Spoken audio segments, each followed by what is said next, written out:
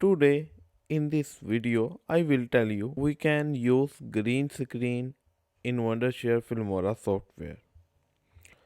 I have this green screen and have an image. I want to use this screen on that image. So drag this image here and this is the green screen.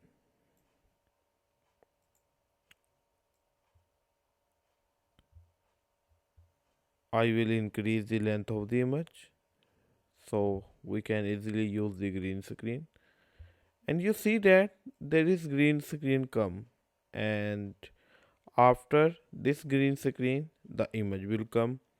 I want to remove the green screen and only subscriber animation come. It is very simple.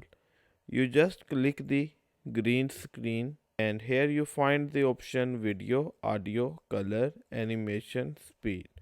So we want to know how we use green screen. I will use video, and in video there are many options: transform, composing, motion tracking, stabilization and chroma key. You just click on chroma key. You see that the green screen has been removed. Now play the video and see magic.